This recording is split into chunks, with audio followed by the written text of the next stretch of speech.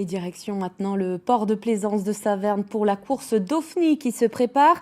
OFNI, vous le savez, il s'agit d'objets flottants non identifiés, des embarcations toutes plus originales les unes que les autres. Et notre capitaine ce midi, c'est Loïc Scheffer. Loïc, c'est le calme avant la tempête, les préparatifs avant une course très attendue. Effectivement, Alexandra, bonjour. Oui, c'est l'heure des derniers préparatifs pour les organisateurs. D'abord, vous le voyez, nous sommes sur l'eau ici au port de plaisance de Saverne. Il va falloir baliser le parcours qui fera environ 400 mètres donc pour ces 13 concurrents, ces 13 OFNI. Et puis, c'est l'heure des derniers préparatifs aussi pour les participants donc à cette course. Ce sera tout à l'heure à 19h. Nous sommes allés rendre visite ce matin, par exemple, à deux frères Boucher du côté de Saverne qui finalisaient la préparation de leur embarcation. Ça fait plusieurs mois qu'ils travaillent sur le projet. Je me tourne à présent vers Patrick Virel, le président du ski club Saverne qui organise cette manifestation. Bonjour Patrick. Bonjour, merci de rendre visite. Alors expliquez-nous, c'est quoi d'abord un OFNI, un objet flottant non identifié? L'OFNI, le terme exact, c'est objet flottant non identifié. Ça a été inventé il y a une trentaine d'années par le ski club. On a décidé de créer une espèce de course de planche à voile sur le plan d'eau du canal. Et on a amélioré cette course de planche à voile qui marchait pas très bien avec le manque de vent par une couche d'objets insolites. Et petit à petit, c'est devenu des OFNI. Aujourd'hui, donc, on est dans la deuxième session de cet événement que le maire nous a demandé de recréer dans les années 2020 et on est sur la 6e édition puisqu'on fait cet événement tous les 2 ans. Alors il y a d'autres courses de ce type qui existent en Alsace, notamment à Kems. Ici, à Saverne, comment se déroule en fait une course d'OFNI? C'est assez insolite, c'est assez. Il y a beaucoup de choses qui se passent. Tous les objets d'abord ne flottent pas forcément.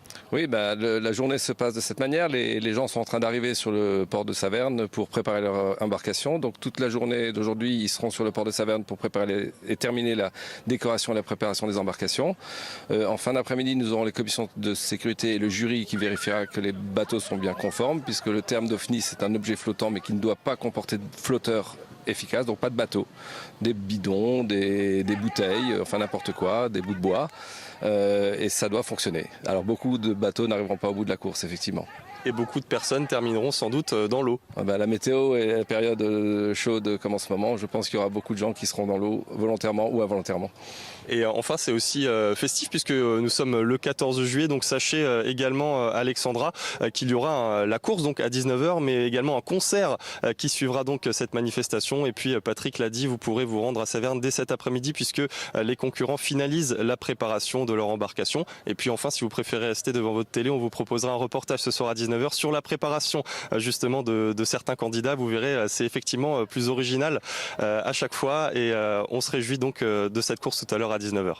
Merci beaucoup Loïc, merci à votre invité. Voilà des semaines qu'ils se préparent, les équipages d'une douzaine d'OFNI qui se sont jetés à l'eau ce soir du côté du canal à Saverne.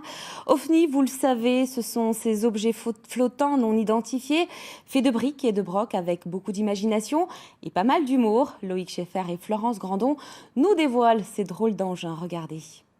Allez, c'est parti.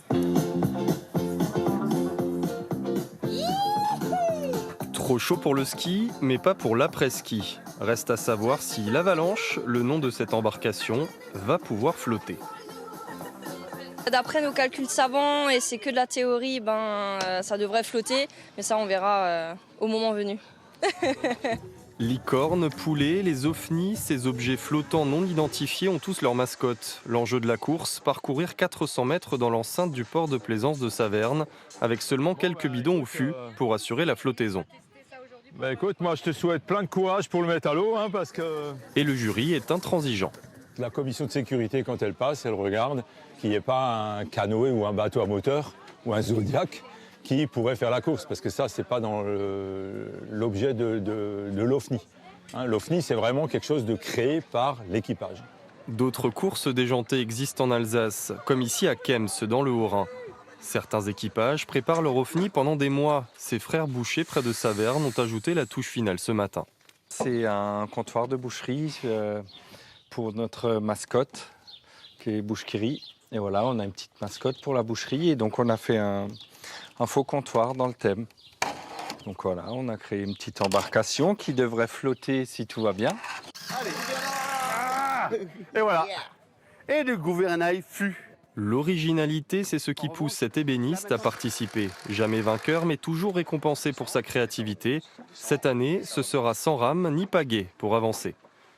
L'idée, c'est finalement d'avoir des grandes palmes, puis il y en a 7 tout du long, qui vont, tel un gros poisson, faire avancer notre bateau. On a le droit de rêver. Vous avez le droit, cher monsieur, même si les éditions se finissent toutes sans exception par plusieurs naufrages, toujours sans gravité et rafraîchissant.